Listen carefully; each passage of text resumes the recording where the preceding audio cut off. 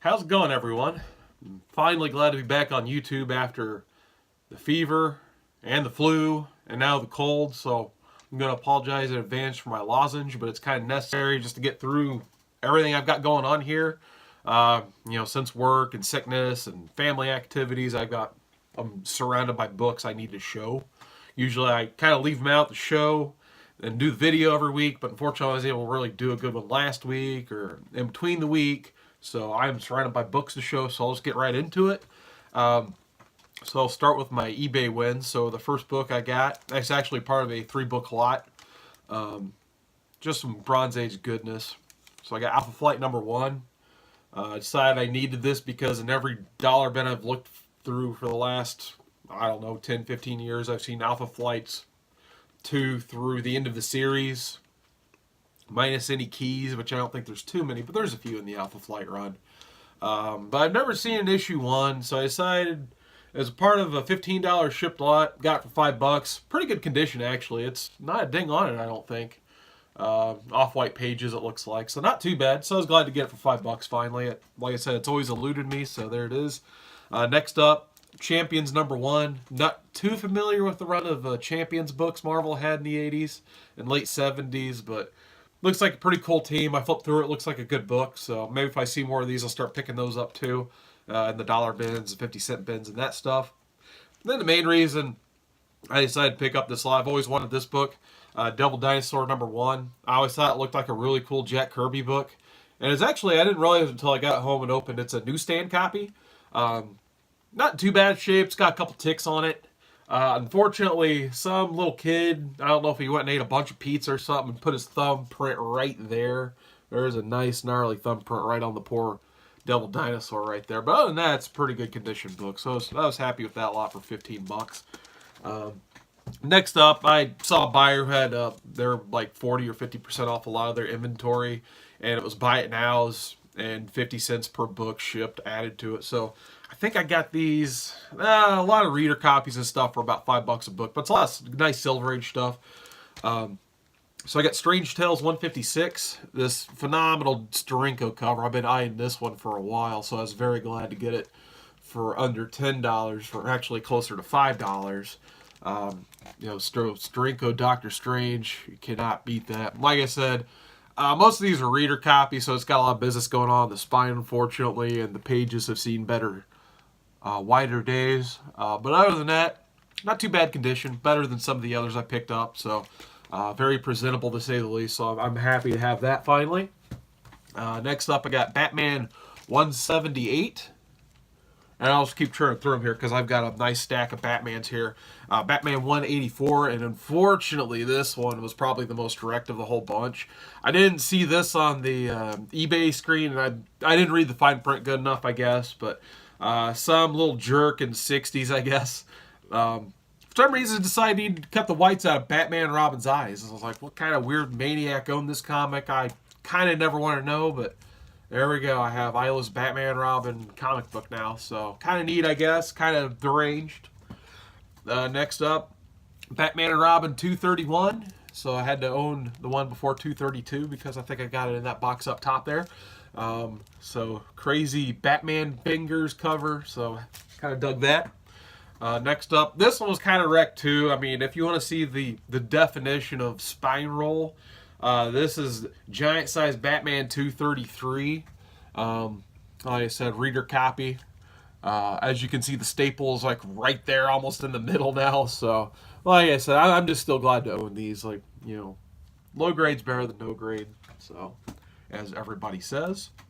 And then the bronze ones weren't too bad. So, Batman 265 is my next one. I actually put this in beautiful Mylar, which I'll get into that in a few. Batman 290. So luckily these were a little bit better condition than the previous ones. And I'll switch to my Detective Comics ones I picked up from the same seller. This is 348. And I do still need to rebag and board some of these. As you can see, it's still got a little bit of wear and tear on that bag there. So we'll get that fixed as soon as possible.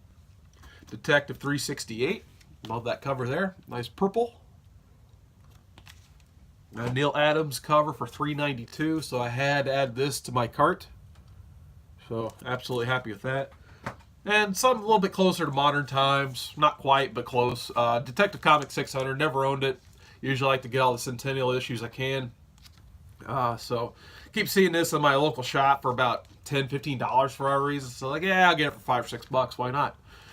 So there's that. And then this is a Detective Comics 608. The first appearance of Anarchy, which I think is Joker's son or something like that. I kept seeing this one for high prices too. Well, not super high, but like $10-15. I thought, for just a late 80s Batman, I thought it was a little bit high.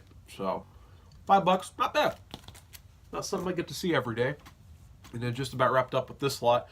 Brave and the Bold, this is Batman and Adam Strange. So it's number 90 of the Brave and the Bold run. So I added that because I like the cover. And the last one is not Batman at all. It is a Frank Bruner Doctor Strange issue 29. So every time I see Frank Bruner for cheap from now on, I will definitely be picking up Frank Bruner Doctor Strange. So I really like the lots I've got in the past. So this will be no exception. So that was that lot. I got all those books together, like I said, I think $5 a piece. Maybe a little more, but I was extremely happy with the way they turned out. My last eBay single book lot is for this bad boy I've been looking for quite a while now. I've been collecting New Mutants over the last couple of years. So this is the Marvel graphic novel number 4, the New Mutants. I think, and you guys can correct me if I'm wrong, because I've been looking up some information here. I think this is a first print. I got it for about $32.50 shipped. Usually I don't like paying that much for my books, but this thing, before the movie got delayed, I think this was going for like over $100. I know I saw it for over $100 at several shows I went to last year. So it's starting to plummet price on this, so I decided to, strike on it. The buyer set was a 5.0, which I don't really know how or why. There's a little bit of business going on right here where it looks like just someone dropped it on the floor. But beyond that, there's like no spine action at all. There's, probably the ticks would be the corners, which they're not bad. The back's actually not bad either. It's all black and it says like New Mutants or something on it. Usually when I see bad pictures of it, the back's just all jacked up. This one was not, luckily. The only negatives, if you can see it on my phone, I'm not sure. Yeah, you can a little bit. There's just a lot of, it's just dirty. So if it went through a cleaning process, I'm sure it could get graded pretty decently. So I was fairly happy with this for $30 or $32.50. But like I said, it was going for a lot of money this time last year when they announced that movie and that trailer started to come out, and it was definitely a different trailer than anyone expected.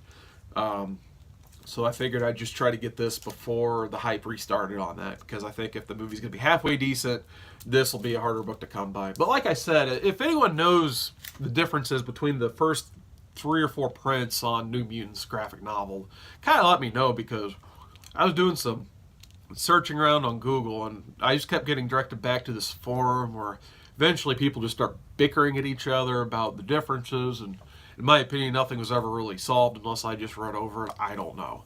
But usually my indicator was there's like Canadian pricing up here too, besides the US pricing. At least most of the eBay lots that advertise the first print only have the US price, and then the Canadian first prints will be $5.95, I believe. Like I said, I could be just talking out my backside on this and completely wrong. So someone correct me on that if they have a good answer for that, but I think this is a first print. I have no reason so far to believe that this is not a first print, so happy to have that.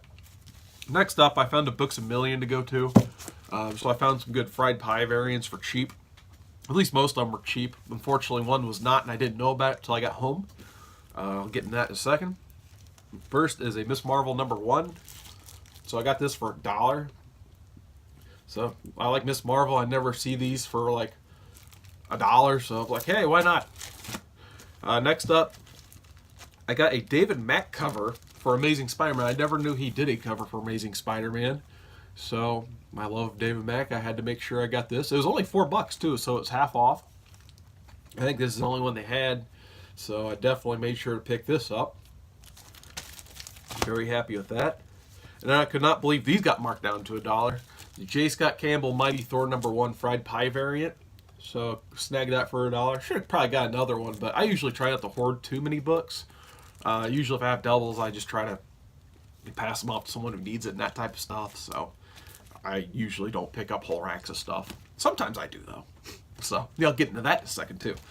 Here's one I paid full price for and didn't know it. Usually fried pie variants, they charge like, I think average of $8. So they charged me $8 for this one, but I think it's a cool enough cover. I'm not going to go try to get my money back or anything. Rise of Black Panther #1. I think this just came out. So there's no stickers or anything indicating the price, though. So I was a little confused when I got home and saw that. I thought it was going to be $4 as the newsstand price right there, but apparently it was $8 according to my receipt. But thought it was a cool cover, and like I said, they usually do go for $8, so I wasn't too surprised. And then, sorry, I don't know how to edit. I apologize. Anyway, the last book I found was this beaut, Amazing Spider-Man 795. Everyone has gone all crazy over Red Goblin, so I was like, oh cool, I guess I'll just pick this up because it's in front of me for newsstand. So there it is. I picked up this, and it was in my Midtown shipment too. So now I have 2 copies of 795 for some reason. Luckily I didn't pay a premium from eBay on that. So speaking of pickups, I haven't read a lot of my pickups yet because, like I said, I've been sick and blankets and stuff, so it's kind of hard to read when you're in blankets and don't want to sneeze and cough all over your comic books. So I'll just go ahead and get into my local shop finds first for the week. So yesterday I went to my local shop finally when I was feeling well enough and picked up Oblivion Song. I have not read this yet, but knowing Robert Kirkman's track record with all #1s and everything else, I'm really looking forward to this one. I already got my Mylar bag and everything just because I'm a Kirkman mark, so had to have that. My only complaint was my local shop, almost every copy, but yeah, maybe this one, it's not too bad. I can kind of tell though. Every one of them had a ding right here, like every single I mean, they had like 6 rows of them. Every one of them dinged. I'm like, come on. This one was probably the best of the best, so it is what it is. And then I was extremely fascinated to find this. I've been looking for this book for probably 20 years, probably. It's G.I. Joe #1, and I actually got this in a lot of 10. So someone traded in the first 30 issues of G.I. Joe. And they were charging $15 per lot. So I probably should have just bought them all, but these are beat. Like, I mean, this first one looks like it's been ran over by a car. But at the same time, I've been looking for an issue 1 for an extremely long time, and I would have kicked myself for leaving this. So I was happy to find this. I'll be reading every one of these as soon as I can. So this is issues 1 through 10. I got $15, $1.50 for an issue 1. Are you kidding me? As I said, it's a beater, but it is what it is. It's mine now, so I'm happy to have it. I might try to go back and get that lot with the silent issue in it. It was there. I'm probably kind of kicking myself I didn't get it, but I didn't really want to spend a lot that day because I just got money taken away from me on the Lords of the Long Box auction because I spent $60 there. Which I'm looking forward to getting that lot if you guys are watching TiVo. So thank you for that auction. That was awesome. If you guys didn't check that out the other night, got myself a Dr. Strangelove on the way, so I'm really looking forward to that. That's why I'm trying not to spend $60 at my local shop after spending $60 at that auction. So, like I said, maybe once I'm comfortable with my funds again, I'll go back and get the rest of the G.I. Joes if they're still there. So next up, America #12. I think this is the final issue of the America run. So I mainly got this for the cover. Wasn't really into the story arc this time around.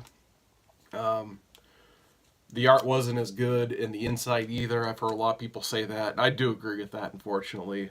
But Joe Quinones, I think his name is, he does pretty good covers, at least for this series. So, at least it's good for the covers.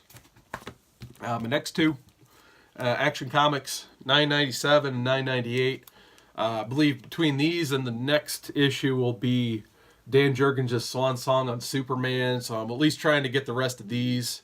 Got these B covers for it from Kari Andrews. Not sure how to pronounce her or his first name. I can't remember. I think it's a him.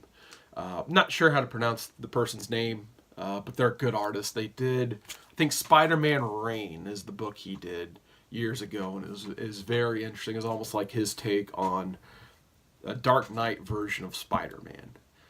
So he's been doing the cover, so I had to make sure I got those covers. Spider-Man Reign, if you guys do want to check that out. It was a good read. Next up, Justice League 38 and 39. Been mainly getting these for the J.G. Jones covers, which I'll be honest, these aren't J.G. Jones's finest covers, but I still enjoy them.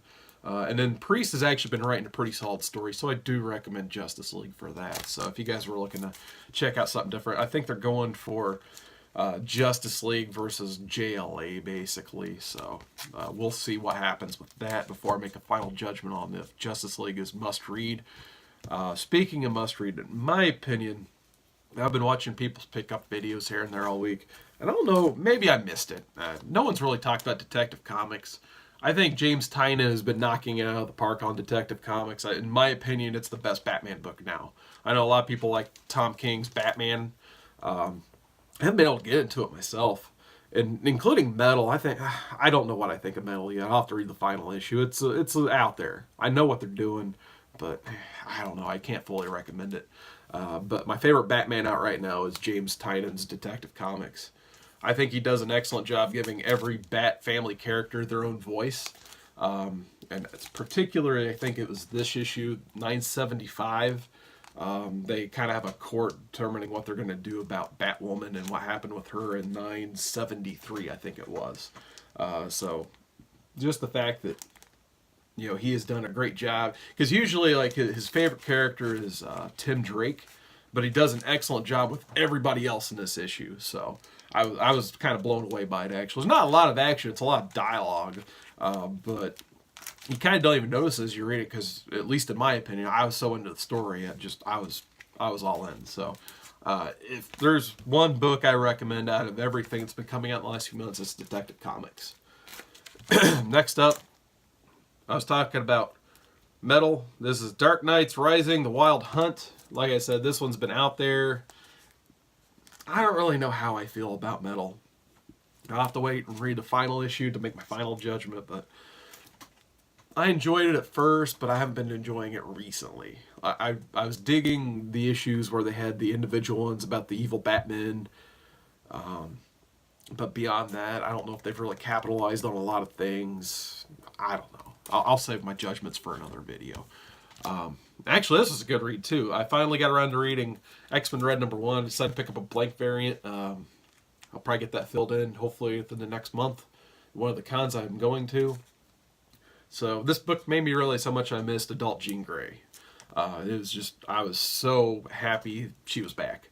I don't even really need to know why, I don't think. I didn't finish Phoenix Resurrection. I wasn't really into that story. I might read it in a trade one day, or if I ever decide to pick up Marvel Unlimited again, I might just read it that way. But I absolutely love this book. I might actually start picking up X-Men again. So thank goodness. I've been waiting for an X-Men book, and this may be the one. It's one issue in, only one. So we'll see. Sorry. And unfortunately, I did miss out on getting White Knight #6. I will be looking for that, believe me. That's been my favorite book of anything. But unfortunately, they're sold out of issue 6 before I could get my hands on one. And then my final one I've actually read. I might show the rest of my Midtown Haul later, but I didn't really want to show stuff that I haven't read. This is Amazing Spider-Man Annual 42. Like I said, I'm hard struck to even remember what even happened in this issue. I'll be 100% honest. Maybe it's the cold medicine, or maybe just the issue is just bland. At least it's got a cool Alex Ross cover. Sorry, I'm being extremely blunt today, but I mean, I'm trying to think of what happened in this, and God help me, I just can't. Dang. But yeah, that's a good cover. So if nothing else, get it for the cover. It's nice and shiny, and it's Alex Ross. So wish I had more groundbreaking review of that, but that's all you're going to get from me. I apologize. So next up, like I said, I'm surrounded by books here. I'm sorry this is going so long. I did go to a Half Price Books outlet store again and got a few dollar fines. So I was dogging the Tom King Batman earlier, which I really was. Like I said, it just doesn't do anything for me, so I haven't read it. I'm not saying that's a good or a bad book. I'm just saying it didn't do anything for me, so I haven't read it. I did read this issue, however, way back when. This is an issue on of that run. I just happened to come across it in a dollar bin, so I decided to pick up this cover because I have the B cover. I'm trying to think who did it this second. I'll probably think of it after I hit done with recording. But anyway, I did not have this cover, so I decided, why not have both covers? for Batman #1, so I picked that up. Maybe we'll get it signed at C2E2 next month because Tom King, I believe, is supposed to be there still. And then I kind of forgot he had a Rebirth title, but there was a Blue Beetle #1 in there next to that as well. So I was like, oh, I always like Blue Beetle. I'll pick this up and see what that's all about. And then here is Huntress #1 by Gillum March on that cover. So I thought it was an excellent cover. I've always been kind of a sucker for Huntress, so decided to pick that up. And I'm kind of shocked that this stayed in the dollar bin for as long as it did. Like I said, I kind of try not to hoard books. I already had a copy of this. I think it's in there somewhere. Maybe I gave it to my brother. I don't know. But I figured just in case I saw it ever again in there, maybe it's $1. Pick it up. Why not? I got Marvel Team Up #5. It's from that Robert Kirkman run. Super early appearance of X-23. This may be, and I could be wrong on this, like I said, cold medicine. This may be the first appearance of X-23 outside the NYX title. Maybe. I think it is. So for a little bit of time, this book had some action. I don't know. I mean, like I said, I found it in a dollar bin and half-price books. Maybe they got caught slipping on it. Maybe it's worth $1 now. I don't know. But I always liked this book. I always liked this run of Robert Kirkman. And Scott Collins, too. Scott Collins does some great work. And they had the #1 issue in there as well. So I didn't have this one already, so I picked it up because it had that excellent Scott Collins cover. So I couldn't pass that up right next to it either. And then there was a Power Girl 13. I never really collected this run of Power Girl, but I did like that cover. This is from the Judd Winnick run. So, like I said, I've never really read this one yet either. But I thought that was a pretty good looking cover, so I decided to pick it up. And then the last thing I got from there, I found the Uncanny X-Men 350. It's like a foil variant. So I think I got a copy of this somewhere too. Like I said, I don't know why I'm hoarding lately. I don't know where my copy's at. Like I said, I might have given it away at this point, but for $1, I'm like, well, I'll either pick it up, and if I have one, maybe I'll just pass this forward too.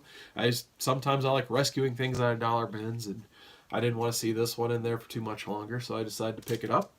So, X-Men 350, The Betrayal of Gambit, I believe, or something like that, at the time.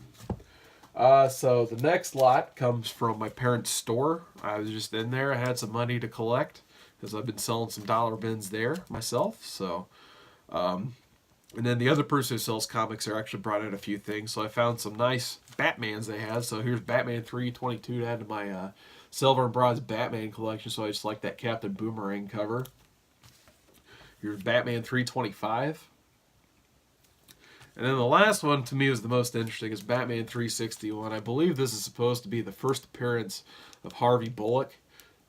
He's from the Batman animated series show and Gotham Central and the Fox show Gotham. So I've always been a huge Harvey Bullock fan. This is the only reason I started to watch that Gotham show to begin with. I don't watch it anymore because I didn't like it, to be honest. But I like the actor they cast as Harvey Bullock. He does an awesome job. They just need to make the show more about him and the main character, obviously, and Gordon. So, but I didn't really know that until I looked it up. So, unfortunately, it's the most beat up one. I think I had some color breaking creases there, unfortunately, and a couple ticks. But the other two are in pretty good condition. So $3 a piece for those, $9 total. Didn't think I could beat that either for Bronzy Batman. So the last lot I have is probably the most interesting, so I was saving it for last. So the main reason I went to my parents' store to get these is I had to go help them move their couches and stuff. And we had to pass through like a hall and then go through their living room. So in that hall, there was like a bag of something on the floor, kept being in the way. So I started to kick it out of the way because I was holding a couch. But then I noticed, like, there's comic books in there. I'm not going to kick those. So I put down the couch and I pick up this bag. I just move it. I'm like, we'll get everything moved. I'll look through it. So what's in this bag is a bunch of 50s Dell comics. I'm just like, where did those come from? I lived there for the first half of my life. Why are there comics here? I never even really remembered. I guess I got a good yard sale deal like a decade ago, and I didn't want the books allegedly, but I don't believe that. But like I said, I don't know where these came from, but for the most part, they're in really good condition. She'll just show the books. So these are just free to me in a bag I found on the floor. So here is Sir Lancelot 606. I put this in Mylar because I just love these painted Dell covers. So, I mean, this is absolutely beautiful. And like I said, decent condition. I mean, there's a little bit of deterioration, but this thing's never been in a bag and board in its life. So all things considered, I think they're in excellent condition for being in a bag, in a floor for 10 years, plus whatever happened the other 50 years to them. Here is Walt Disney's Mickey Mouse Club Parade, giant size #1. So I thought for being a giant size from the mid-50s, this is in pretty decent condition. There's a little bit of breakage and deterioration right there. But otherwise, it's in pretty solid condition. Unfortunately, the pages aren't wide anymore because, like I said, never been bagged and boarded. But I've flipped through this one and Sir Lancelot, and they're in pretty solid condition. And then I got to finish bagging the rest of all this, but we'll get there. So Walt Disney's Comics and Stories 217, nice Donald Duck cover. So I'm just still getting over finding these. Like I said, I have no idea why these exist. So Walt Disney Summer Fun #2, giant size. And unfortunately, this one is probably the worst of the bunch. Some little kids started to cut out the clock on the back end and quit. I guess they were a quitter. Don't know. But otherwise, pretty neat book. Vacation in Disneyland, another giant size, #1. So like I said, not the worst condition, not the best condition, but all things considered, not bad. Daisy and Uncle Scrooge's Showboat, #55. I think Great Legend would maybe like this one. Western Roundup #2. You got some Roy Rogers, you got some Gene Autry there, and a bunch of other people I've never heard of because I'm a youngin', I guess. And here's a pretty cool picture on the back I just now noticed while I was showing this book up of some horse riding action, I should say. So cool Western comic there from Dell. Some Halloween fun from Marge, giant size. I always love these old ads too. We got a nice juicy fruit ad on the back, so who doesn't love that? Walt Disney's Comics and Stories 183, another Donald Duck with the nephews. This is ironic because I was shoving one of my nephews out of the way while moving the couch. Walt Disney's Mickey Mouse with Pluto. And then a classic 7-Up ad on the back. Love these old ads. Once again, I think Great Legend loved this one. Roy Rogers Comics. From November of, I think, 50... Ooh, I don't want to mess with this one. Was the one that was deteriorating a little bit. From November of 53. So there's that. Tom and Jerry's Winter Fun, #7. Here's a Looney Tunes with Old Elmer Fudd and Bugs Bunny. Love those guys. Donald Duck from March and April, 59. So like I said, these are not books you roll across every day. From 1961, a Yogi Bear. Yeah, it's not good to mess with these when you got a cough going on either. And then the last one is Chip and Dale, which unfortunately there is a nice Chip and Dale out of the cover there. Yeah, sorry about that. Once again, another juicy fruit ad too. So, my goodness, that is finally all my pickups for the last 2 weeks. So, I said I'm almost 100%, so that close. So thank you for putting up with my sniffles and my coughing long enough to see all this craziness here. I think I just crossed 80 subscribers, so thank you guys. I'm blown away. Like I figured I'd have like 2 subscribers by now. So thank you guys for watching. Maybe spread the word a little bit. See if we can get to 90. God forbid 100, I guess. So don't know what I'd do then. I guess give a thumb, subscribe, all that stuff. Leave a comment. I like commenting with you guys at the very least. Check out my steps page. I still need to participate in Alex's week 2 challenge. He's like telling you to pick like a Marvel character for week 2, then you pick one and post covers of that character. So week 1 was a DC character. I picked Superboy, Connor Kent specifically, because that's the character I grew up with. I had a ton of Connor Kent Superboy covers the show, so please check out my subs page. I'll try to have a part 2 up sometime for Alex's challenge, and I'm sure he'll have a week 3 up sometime today if he hasn't already. Other than that, wow, I'm sorry, half an hour. I need to stop that. So thank you for putting up with me for that long, and other than that, have a good day.